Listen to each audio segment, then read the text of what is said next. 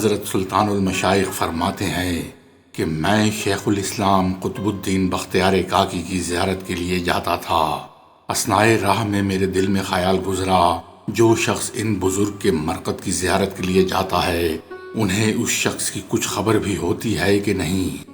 یہ بات میرے دل میں کھٹک رہی تھی اور میں شیخ کے مرقد کی طرف چلا جا رہا تھا۔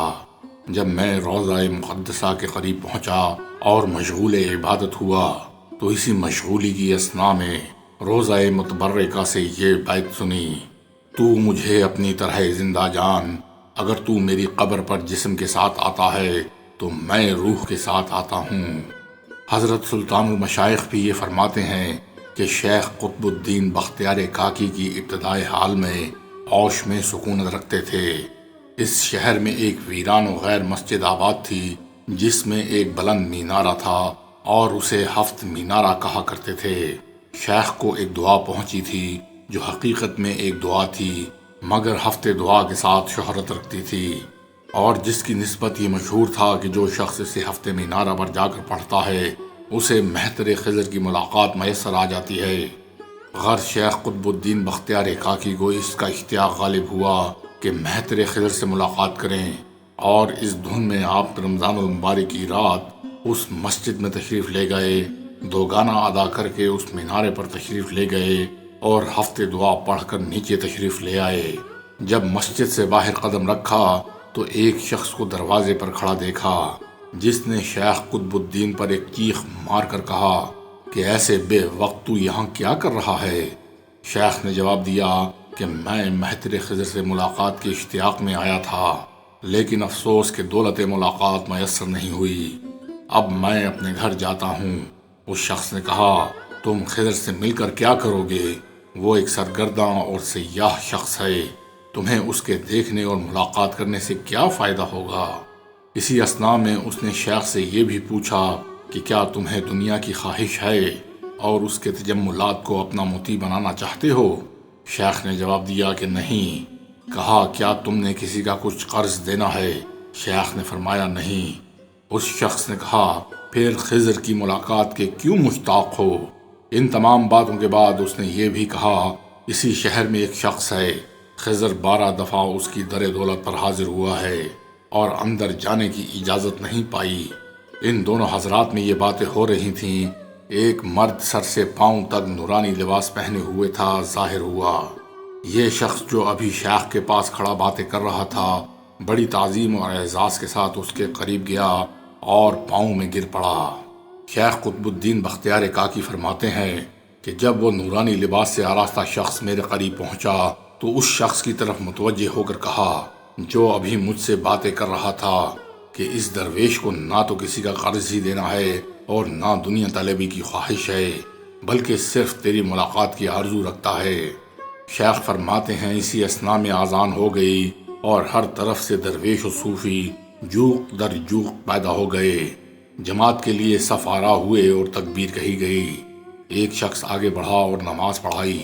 اذان بعد تراویح شروع ہوئی اور قاری نے نہایت خوش الحانی کے ساتھ اور قاعدے کے ساتھ 12 سپارے پڑھے۔ اسی اثناء میں میرے دل میں گزرا کہ اگر قاری کچھ اور زیادہ پڑھتا تو بہتر ہوتا۔ جب نماز ہو چکی تو ہر شخص اپنے گھر کی طرف چلا گیا اور میں بھی اپنی جگہ چلا آیا۔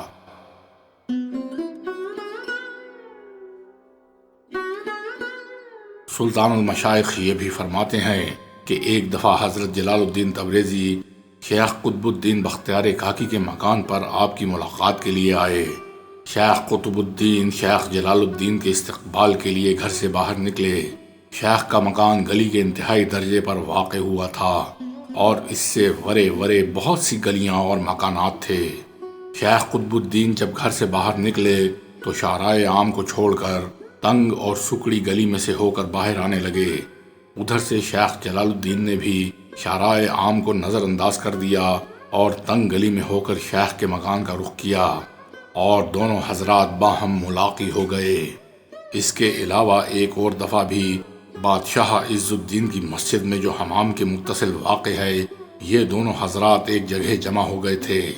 سلطان المشائخ یہ بھی فرماتے ہیں کہ ایک دفعہ ایک شخص نے حضرت شیخ قطب الدین کی خدمت میں گردش فلکی اور افلاس و محتاجی کی شکایت پیش کی۔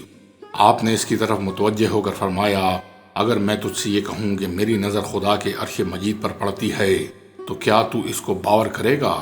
اس نے کہا، کیوں نہیں، میں ضرور یقین کے ساتھ کہوں گا کہ آپ اس میں بالکل صادق القول ہیں۔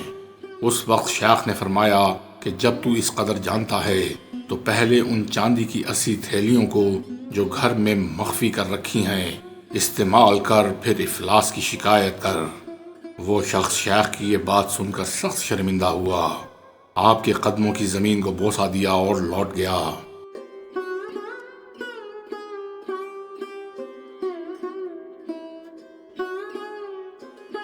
حضرت سلطان المشائخ فرماتے تھے کہ عید کا دن تھا، شیخ قطب الدین عیدگاہ سے لوٹ کر آئے، رستے سے اس مقام پر تشریف لے گئے جہاں اب آپ کا روضہ متبرکہ ہے۔ اس سے پیشتر یہ زمین افتادہ اور غیر آباد تھی، یہاں کوئی قبر تھی نہ کوئی گنبد نظر آتا تھا۔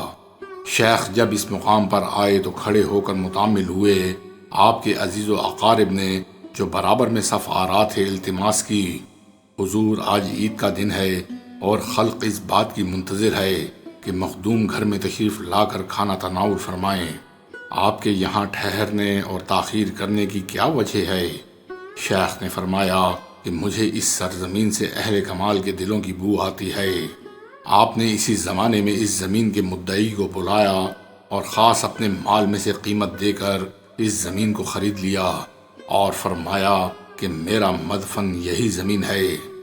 حضرت سلطان المشائخ جب اس جملے پر پہنچے تو آپ کو سخت رقت ہوئی، آنکھوں میں آنسو بھر لائے اور فرمایا کہ شیخ الاسلام باوجود اس بلند اور رفیع مرتبہ کے فرماتے تھے کہ اس سرزمین سے اہل کمال کے دلوں کی بو آتی ہے۔